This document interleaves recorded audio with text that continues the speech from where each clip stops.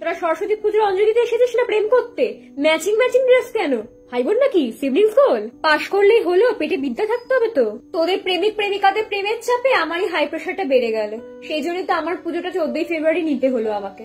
আমার পুজোর দিন অঞ্জলি দিয়ে বন্ধু বান্ধব নিয়ে রেস্টুরেন্টে গিয়ে মুরগির ঠ্যাং চাবাচ্ছিস? বাবা বাবা বাবা, কি খেয়ে দেখবি তো আগে। ও তারপর আমার পুজো ভরায় খেতে পারিস না। এক মিনিট, নিজের গার্লফ্রেন্ডকে আমার সামনে দাঁড় করিয়ে আমার মুখটা ব্লার করিয়ে নিজের গার্লফ্রেন্ডের ছবি তুলে দিচ্ছিস? বাবা বাবা বাবা। পলাশ কই? আরে তোকে দেখিনি, পলাশ ফুলের কথা বলছি।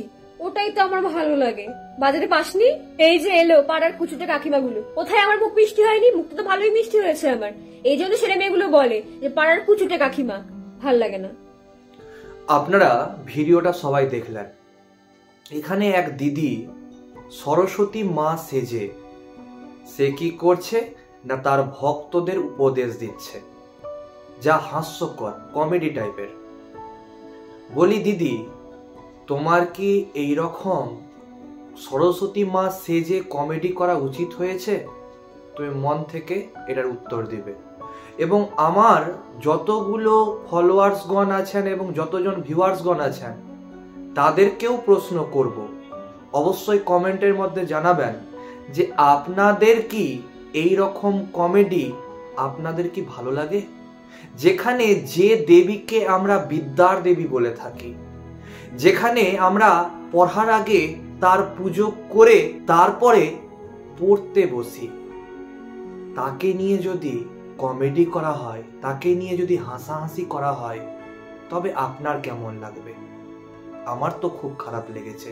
তাই আমি এই ভিডিওর মাধ্যমে তীব্র প্রতিবাদ এবং তীব্র নিন্দা জানাচ্ছি যে যারা যারা সরস্বতী মা সেজে এই রকম রিলস বানাচ্ছেন তাদেরকে আমি অনুরোধ করব যাতে এই বছর এই রকম আর না করেন। এবার আসি কিছু আমাদের সরস্বতী মায়ের মূর্তি সম্পর্কে।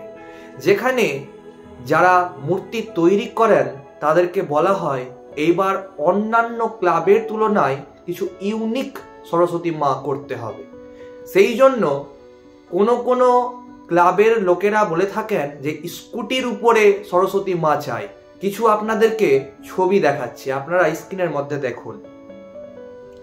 দেখেন সরস্বতী মা স্কুটির মধ্যে বসে আছে একটা ছবি। এরকম অনেকগুলো ছবি আছে। আরেকটা ছবি দেখেন, স্কুটির মধ্যে বসে আছে। আরেকটা দেখেন যে স্কুটির মধ্যে বসে আছে, আবার নিজের থেকে নিজের সেলফি নিচ্ছে সরস্বতী মা।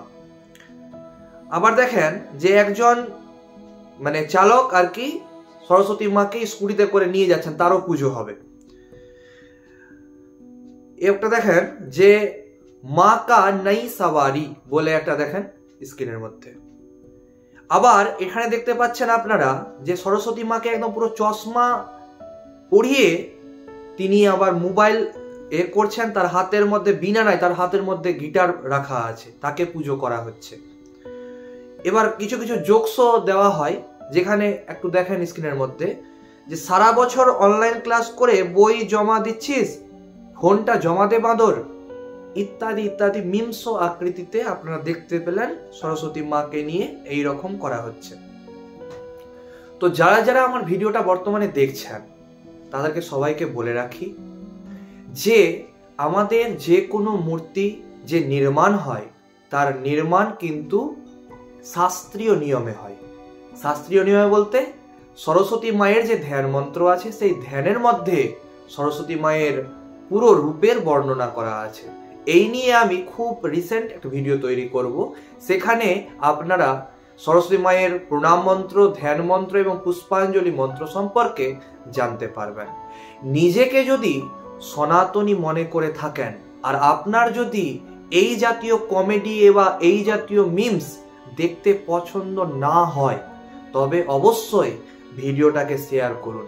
এবং যারা যারা এই জাতীয় মিমস, রিলস এবং মূর্তি নির্মাণ করছেন সরস্বতী মাকে নিয়ে বা সরস্বতী মার নিন্দা করছেন তাদেরকে আমি করজোরে নিবেদন করব তারা যাতে না করেন এবং এই ভিডিওটাকে শেয়ার করেন। ধন্যবাদ।